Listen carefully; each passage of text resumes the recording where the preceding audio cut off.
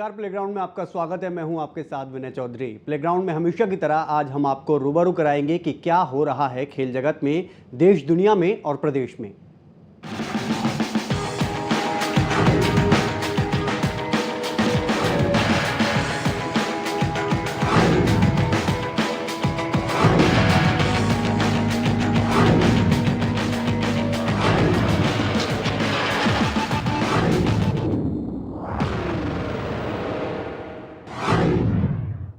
तो प्रदेश सरकार अब जल्द ही 17 खिलाड़ियों को भीम अवार्ड से सम्मानित करेगी। भीम अवार्ड हरियाणा सरकार की तरफ से दिए जाने वाला सबसे बड़ा अवार्ड भी माना जाता है।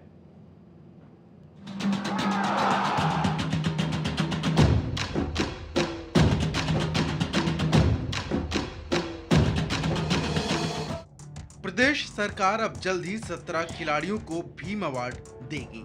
साल 2012 के लिए 11 खिलाड़ी और साल 2011 की खेल उपलब्धियों के आधार पर 6 खिलाड़ी को ये पुरस्कार दिए जाएंगे। राज्यपाल जगन्नाथ पहाड़िया और मुख्यमंत्री भूपेंद्र सिंह हुड्डा एक राज्य स्तरीय समारोह में ये पुरस्कार देंगे। ये अवार्ड इस महीने के अंत में दिए जाने की संभावना जताई जा रही है। अभी तक सरकार हर साल 6 खिलाड़ियों को भीम अवार्ड देती रही है। वर्ष 2013 के लिए भी अक्टूबर 2013 तक आवेदन मांगे हुए थे, जिनकी प्रक्रिया अभी तक पूरी नहीं हो पाई है। इसलिए इस बार 2011 और 12 के भीम अवार्ड दिए जाएंगे। आइए आपको बताते हैं कि कौन कौन से खिलाड़ियों को भीम अवार्ड दिया जाएगा। साल 2012 के लिए कुश्ती में गीता फोगाट, बॉक्सिंग में दिलबाग सिंह, शूटिंग में अनीसा सैयद, जूडो में मंजीत नांदल, एथलेटिक्स में भारतेंद्र सिंह, हॉकी में संदीप सिंह, रोलर स्केटिंग में मनप्रीत कौर, महिला हॉकी में रितु रानी, एथलेटिक्स पैरा ओलंपिक में Amit Kumar, athletics para Olympic में लक्ष्मी, मानसिक रूप से अशक्त श्रेणी में केशव मलिक सम्मानित होंगे। वहीं साल 2011 के लिए बॉक्सिंग में कविता चहल, कुश्ती में राजेंद्र कुमार, एथलेटिक्स में सीमा अंतिल, शूटिंग में हरप्रीत सिंह, वॉलीबॉल में सूबे सिंह और पैरा ओलंपिक में प्रशांता कर्माकर सम्मानित होंगे।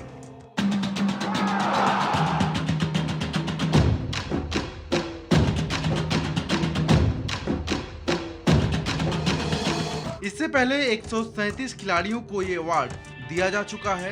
सरकार इसके तहत 2 लाख रुपए की राशि देती है, जिसे बढ़ाकर अब 5 लाख रुपए कर दिया गया है। स्पोर्ट्स डेस्क, खबरें अभी तक। वहीं रोलर स्केटिंग हॉकी भारतीय टीम की होनहार खिलाड़ी मिलनप्रीत को हरियाणा सरकार ने भीम अवार्ड देने का फैसला किया है। हरियाणा सरकार ने प्रदेश के 17 और खिलाड़ियों को भीम अवार्ड देने की भी घोषणा की है।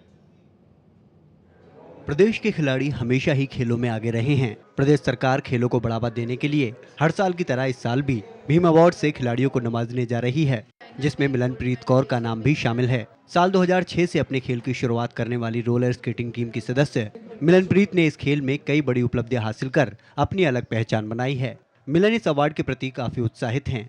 2006 में मैं फर्स्ट वर्ल्ड कप खेल के आई थी। 2007 में मैंने फर्स्ट एशियन खेला था, जो इंडिया में फर्स्ट टाइम गोल्ड मेडल हम लेके आए थे। 2007 में कलकत्ता में हुआ था। 2010 में चाइना में भी हमने गोल्ड लिया था। ताइवान में 2010 में हुआ था, उसमें हमारा सिल्वर मेडल था। साल 2006 में हुए वर्ल्ड कप में मिलनप्रीत भारतीय टीम की सदस्य थीं। इसके अलावा साल 2007, 2009 और 2011 में मिलन ने एशिया कप में भारत को जीत दिलाने में अहम भूमिका निभाई थी। मिलन की इस उपलब्धि से उनके माता पिता भी काफी खुश हैं। मेरी बेटी को भीम अवार्ड मिलने जा रहा है, उसका नाम उस लिस्ट में आया है। मैं इसलिए हरियाणा गवर्नमेंट का धन्यवाद करना चाहता हूँ। जी, मैंने बहुत ही ज़्यादा खुशी है। अपनी बच्ची तो इसने नाम रोशन किया है।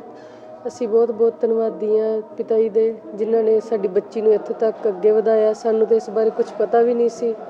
ਇੱਥੇ ਆ ਕੇ ਹੀ ਸਾਡੀ ਬੱਚੀ ਨੂੰ ਲਾइन मिली है। मिलनप्रीत ने एक ऐसे खेल में उपलब्धि हासिल की है जिसे भारत के साथ साथ प्रदेश में भी ज्यादा दर्शक नहीं मिलते, लेकिन मिलनप्रीत की इस उपलब्धि से अब लोग इस खेल को भी जानने लगे हैं। साथ ही युवा पीढ़ी भी इसमें अपनी रुचि दिखाने लगी है। सिरसा से रविंदर रियाज, खबरें अभी तक। मिलनप्रीत कौर हमारे साथ जुड़ चुकी हैं, रोलर स्केटिंग की खिलाड़ी हैं। भीम अवार्ड से इन्हें नवाजा जा रहा है। मिलनप्रीत, बहुत बहुत स्वागत है खबर अभी तक पर आपका। जी मिलनप्रीत, चलिए लगता है कि अभी यहाँ पर संपर्क टूट गया है, लेकिन आपको बता दें कि मिलनप्रीत का नाम भी शामिल है। रोलर स्केटिंग खेल जो कि अगर बात की जाए देश में, इसके अलावा प्रदेश में इतनी अच्छी तरह से लोग इसे नहीं जानते, लेकिन मिलनप्रीत ने इतनी उपलब्धियां हासिल की हैं इस खेल में, जिसके बाद लोग इसमें अपनी रुचि दिखाने लगे हैं। नए खिलाड़ी भी इसमें अपने हाथ आजमाने की कोशिश कर रहे हैं। मिलनप्रीत की अगर बात करें तो ओलंपिक के गेम्स की अगर बात करें तो उसमें भारतीय टीम जीती थी, उसमें ये टीम की सदस्य रही थी। मिलनप्रीत इस बीच हमारे साथ जुड़ चुकी हैं। मिलनप्रीत, बहुत बहुत स्वागत है आपका खबरें अभी तक पर। Thank you. जी मिलनप्रीत, सबसे पहले तो इस अवार्ड के बारे में जानना चाहेंगे। इतना बड़ा अवार्ड आपको दिया जा रहा है, क्या कहना चाहेंगे आप?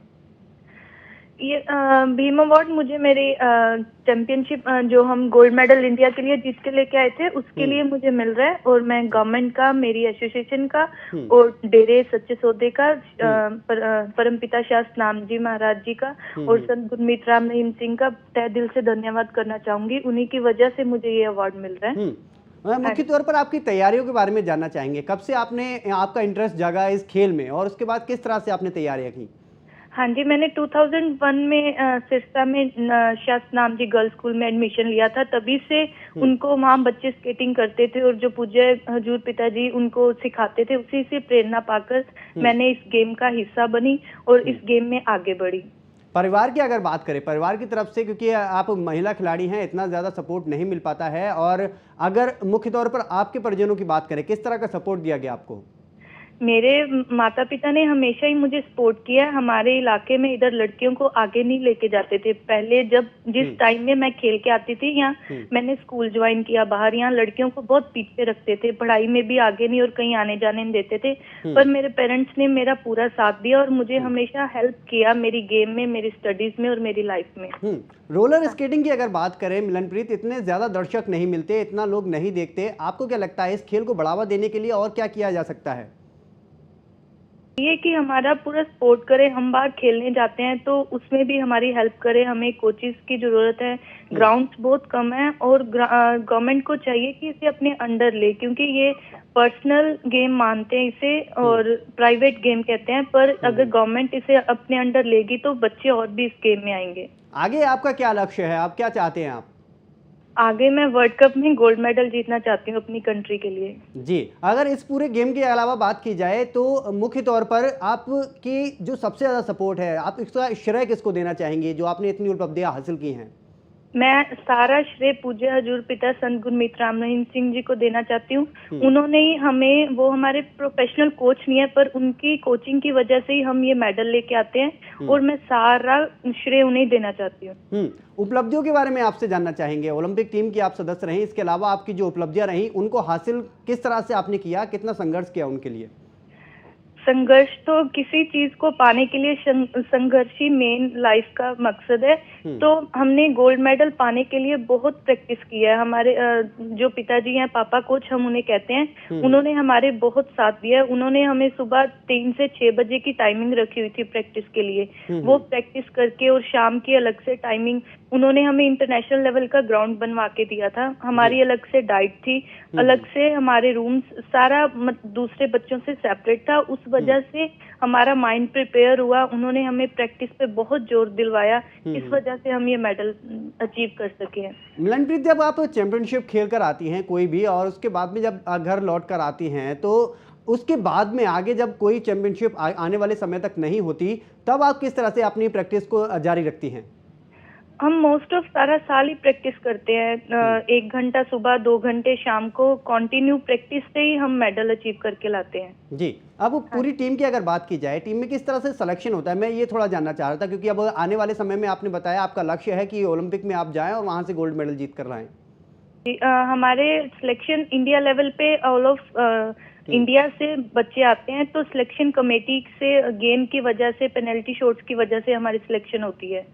जी जी, चलिए मिलनप्रीत, बहुत बहुत मुबारक हो आपको, इतने बड़े अवार्ड से आपको नवाजा जा रहा है और हमारे साथ जुड़ने के लिए।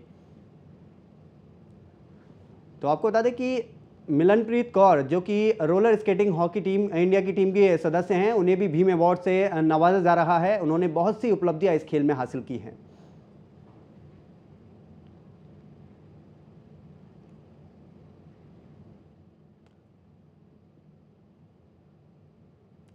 और चलिए आगे बढ़ते हैं, अब आईपीएल की बात करते हैं। भारतीय टीम के विस्फोटक बल्लेबाज कहे जाने वाले वीरेंद्र सहवाग को आईपीएल सीजन 7 में दिल्ली की टीम में जगह नहीं मिली, जिससे अब बीरू के सीजन 7 में खेलने पर सस्पेंस बना हुआ है।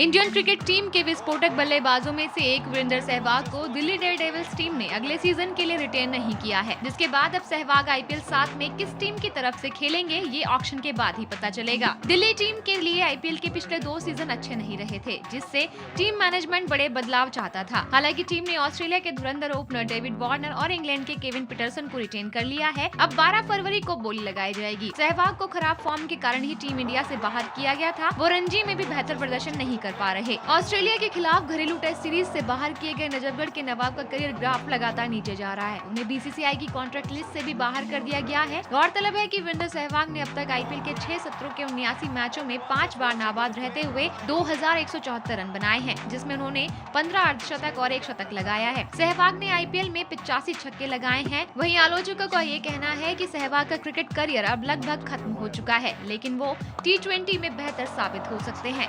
स्पोर्ट डेस्क, खबरें अभी तक।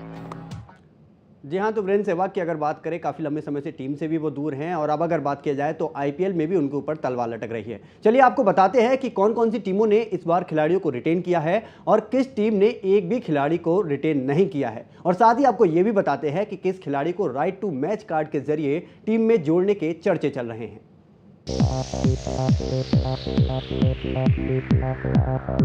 इस बार भले ही सहवाग पर आईपीएल में तलवार लटक रही हो और दिल्ली डेयरडेविल्स ने किसी खिलाड़ी को रिटेन यानी दोबारा टीम में न रखने का फैसला किया हो, लेकिन मौजूदा champions Mumbai Indians, Chennai super king और राजस्थान रॉयल ने 7वें आईपीएल के लिए शुक्रवार को 5-5 खिलाड़ियों को रिटेन किया। कोई भी फ्रेंचाइजी केवल 5 खिलाड़ियों को ही रिटेन कर सकती थी। सभी टीमों ने भारत के चोटी खिलाड़ियों को अपनी टीम में बनाए रखा है। चेन्नई ने, जैसे की संभावना जताई जा रही थी, कप्तान महेंद्र सिंह धोनी, रविचंद्रन अश्विन, रविंद्र जडेजा, सुरेश रैना और वेस्टइंडीज के ड्वेन ब्रेवो को रिटेन किया है। मुंबई इंडियंस ने अपनी चैंपियनशिप के कप्तान Rohit Sharma, senior off spinner Harbhajan Singh, West Indies के ऑलराउंडर किरोन पोलार्ड, श्रीलंका के तेज गेंदबाज मलिंगा और प्रतिभाशाली बल्लेबाज अवांती रायडू को टीम में बनाए रखा है, लेकिन टीम ने दिनेश कार्तिक को तवज्जो नहीं दी। रॉयल चैलेंजर बेंगलुरु ने अपने कप्तान विराट कोहली, वेस्टइंडीज के क्रिस गेल और दक्षिण अफ्रीका के T20 कप्तान एबी डिविलियर्स को अपनी टीम में बनाए रखा है। राजस्थान रॉयल्स ने ऑस्ट्रेलिया के शेन वॉटसन को रिटेन किया, जो राहुल द्रविड़ के संन्यास लेने के बाद टीम की कप्तानी करेंगे। उनके अलावा बाएं हाथ के तेज गेंदबाज जेम्स फॉकनर और भारत के अंतर्राष्ट्रीय खिलाड़ी अजिंक्य रहाणे और स्टुअर्ट बिन्नी को भी टीम ने रिटेन किया है। फ्रेंचाइजी ने जूनियर भारतीय टीम के विकेट कीपर बल्लेबाज संजू सैमसन को भी टीम में बनाए रखा है। किंग्स 11 पंजाब ने दक्षिण अफ्रीका के बाएं हाथ के आक्रामक बल्लेबाज डेविड मिलर और रणजी टीम के सलामी बल्लेबाज मनन बोहरा को रिटेन किया है। कोलकाता नाइट राइडर ने कप्तान गौतम गंभीर के अलावा वेस्टइंडीज के रहस्यमयी स्पिनर सुनील नरेन को टीम में बनाए रखा है। वहीं ऑस्ट्रेलिया के तेज गेंदबाज मिशेल जॉनसन अब राइट टू मैच कार्ड के जरिए टीम में जुड़ने के प्रबल दावेदार हैं, जिसका इस्तेमाल टीम 12 और 13 फरवरी को होने वाली 2 दिवसीय नीलामी के दौरान कर सकती है। स्पोर्ट डेस्क, खबरें अभी तक।